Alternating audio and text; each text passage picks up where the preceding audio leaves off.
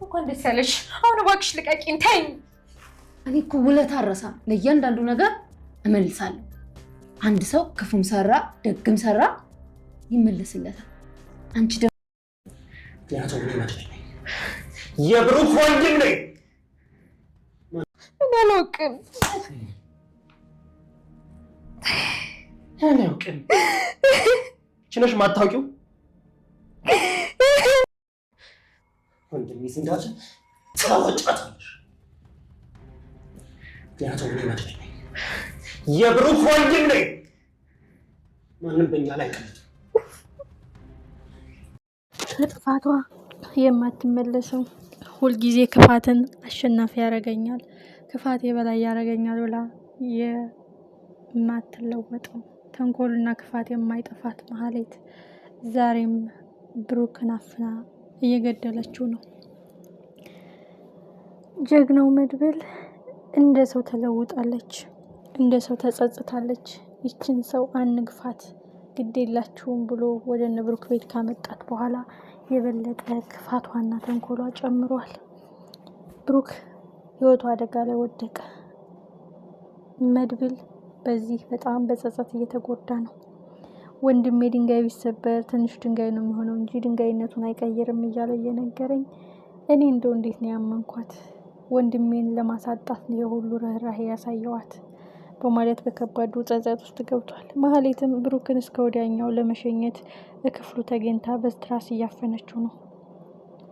ቅድስት በቅጽበት ዘወር ከማለቷ መድብል ከዛ ከመነሳቱ ያላትን አጋጣሚ ተጠቅማ ብሩክን ለመግደል ገብታለች። ይህ ጉዳይ ከተሳካላት በጣም ከባድ ነው። ያሰበችው ተሳካ። ቅድስት ልቧን ሰበረቻት፣ ደስታዋን ቀማቻት። ለዘመናት ስትጠብቅ የነበረው አለሟን አጨለመችባት። ማህሌትን ባገኛት ዘልዝዬ ነው ምሰቅላት ያለችው ቅድስት ከዛ በፊት መድብል አግኝቶ ለእያንዳንዱ ስራዋ ዋጋ ነው የሚሰጣት። መልካም ልብ እየሰጣት የይቅርታ ልብ እያሳያት እሷ ራሱ ይህን የመሰለ መልካም ሰው ነው ወይ እስከዛሬ መንገዱን አቀበት መንገዱን ሾ ሳረግበት የነበረችው ስትሉን ሰምተናት ነበረ። አሁን ግን ከማይደፈረው ከመድብል ጋር መዳፈር ፈልጋለች። ማህሌት ገና አወዳደቆ የከፋ ነው። መድብል ለጊዜው ነገሮችን ላረጋጋ ብሎ ነው እንጂ እሷን ለደቂቃ መያዝ አቅቶት አይደለም። እሷ ግን አሁን ሂዳ ካሌብ ሞሲሳ ጋር ተለጥፋለች። እሱንም የጊዜ ጉዳይ ነው እንጂ አፍርጣ ለመጣል እየቆፈረች ነው ጉድጓድ። ታሬ እኔ አለቃ መሆን እፈልጋለሁ፣ እኔ የነዝናህና የነ ካሌብ ሞሲሳ ተላላኪ ደስ ሲላቸው የሚጨፈልቁኝ ውዳቂ መሆን አልፈልግም፣ የበላይ መሆን እፈልጋለሁ የምትለው ማህሌት ታሬም እንደ ሰው ቆም ብለሽ አስቢ፣ ዳገቱን ስትወጪ ቁልቁል እንዳይወረውሩሽ፣ የማይገባሽን ቦታ አትመኝ፣ ነግሬሻለሁኝ። ካሌብ በቀላሉ የሚተው ሰውና ምረት የሚሰጥ ሰው አይደለም። ስለዚህ ባትዳፈሪ መልካም ነው ቢላትም እሷ ግን መዳፈርና ፊት ለፊት መጋፈጥ እወዳለሁ ትላለች።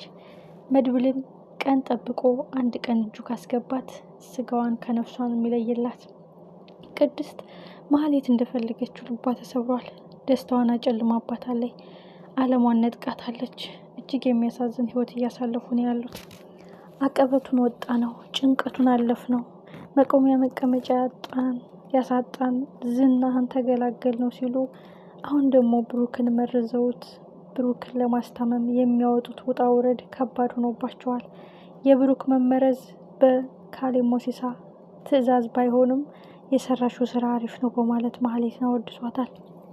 ማህሌትም ይህን አጋጣሚ ተጠቅማ ካሌብ ሞሲሳ ላይ ልክክ ብላለች። መድብል ግን የቀን ጉዳይ ነው እንጂ ከተቀበረችበት ፍልቅቆ ያወጣታል። አሁንም እስከ ወዲያኛው መጨረስ ትፈልጋለች። ማን ነው ደርሶ የሚታደገው? ማን ነው ደርሶ የሚያድነው? እጅግ አጓጊና ልብ አንጠልጣይ። በሌላ በኩል ካሌብ ሞሲሳ እንደው መድብል ቀስ እያለ እንዲሞትልኝና ልቡ እንዲሰበርልኝ ነው የምፈልገው። ቁስሉ የበለጠ እንዲመረቅዝለት ነው የምፈልገው። የሚወደውን ሰው ሲያጣ አለኝ ወንድሜ መከታ የሚለውን ሲነጠቅ የዛን ቀን የእሱን ስብራት ማየት እፈልጋለሁ። ሳምኖ የከዳኝ ኃላፊነት ስሰጠው የሸመጠጠኝ ያለው ካሌብ ሞሲሳ አሁን ደግሞ የእሱ ወንድም ከመድብል ጋር ተባብረን ልናጠፋቸው ይገባል። አንድ ወዳጅን አጭበርብረውት ደብድበውት ሁሉን ንብረቱን ዘርፈው ጥለውታል። ለዚህ ስራው ዋጋ ይከፈላል እያለ ነው። ይህ ማለት የምሳሌ ድራማ ተከታታዮች እያለቀ ይመስለኛል ፓርቱ። የካሌብ ሞሲሳ ወንድሙን ገሎ እዚህ የደረሰው እሱ ግን በመድብል ታዳጊነት ነፍሱን ታድጎት ከዛ ህመም አድኖ ዛሬ ወንድሙን ለመበቀል ቀን እየቆጠረለት ነው። በሌላ በኩል መድብል መሀሌት ጉድ አረግሽኝ፣ አትማሪኝ፣ አልምርሽም፣ ይቅርታ ባልኩሽ የይቅርታ ልብ ባሳየውሽ እንደ ሴት ናት እያልኩኝ እስከ ዛሬ ችላ ባልኩሽ፣ አንቺ ግን ንቀሽ አናታችን ላይ ወጣሽ።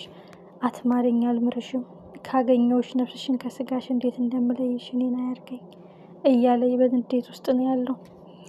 በሌላ በኩል መድብልና ኤደን ናቸው። ኤደን በሱ ፍቅር ጡዝ ብላለች። ኤደን መድብልን ግጥም አድርጋ እንደምታፈቅረው እያየን ነው። ይህ ማለት ዝፈንልኝ፣ የሻረጊቱ በልልኝ ወዘተ። እሷም ጥያቄሽ አይደለም ግራ የሚያጋባው የምትጠይቂበት አጠያየቅ ነው። ወንድሜ ሆስፒታል ተኝቶ እኔን ዝፈንልኝ ማለት ምን ይመስልሻል? ይህ ማሾፍ ወይም መቀለድ አይመስልሽም? አንቺ በጣም እየቀበጥሽ ነው። ልክሽን ወቂ። ለሁሉም ቦታና ጊዜ ያለው። አሁን ማን ይሞት እዚህ አንቺን ያጠገብ ኩርትም ብለሽ ተኝተሽ ሌላ ሰው ቢመጣስ? ዘፈን አመራረጥሽ ጥሩ ሆኖ ሳለ አዘፋፈኑ ግን ጊዜው አይደለም። በሞትና በህይወት መሀል ወንድሜ ዝፈኑልኝ ብትይ አንቺ ምን አይነት ሰው ነሽ? በማለት በንዴት ትቷት ሄዷል። ኤደን በደፈናው መድብልን ልለቀውና አሳልፋ ለሌላ ሰው ልትሰጠው አልፈለገችም። እያበሸቀችውም እያሳቀችውም እያናደደችውም እሱ ጋር መግባባት እሱ ጋር መቅረብ ትፈልጋለች። ትልቁ ጉዳይ ግን መሀሌት ባሌ ብላ አቅፋው የተኛችውን ፈጣሪ ከፈቀደ የልጆች አባት ብላ የመረጠችውን ብሩክ በራሷ ስህተት ብታጣው በራሷ ወንጀልና ክፋት ብትነጠቅ እሷ ግን አሁን ሽንፈቷን አምና መቀበል አቅቷት አንዲት ተራ የቤት ሰራተኛ ነጠቀችኝ፣ አለሜን፣ ደስታዬን፣ ስኬቴን ቀማችኝ በማለት በንዴትና በቅናት ብሩክን አፍና ገደለችው። ቅድስት መሀሌት የህይወቴ ደስታዬን አለሜን አጨለመችው፣ እቅዴን ገደል ሰደደችው፣ ብሩኬን ጎዳችብኝ፣ አለሜን ነጠቀችኝ፣ እቅዷ ተሳክቶ እኔን አቃጠለችኝ፣ ምኞቷ ተሳክቶ እኔን ገደል ሰደደችኝ፣ እኔ ላግኛት እንጂ እንዴት አድርጌ እንደምንቦጫጭቃትን ያውቃለሁ በማለት በንዴት መሀል ናት።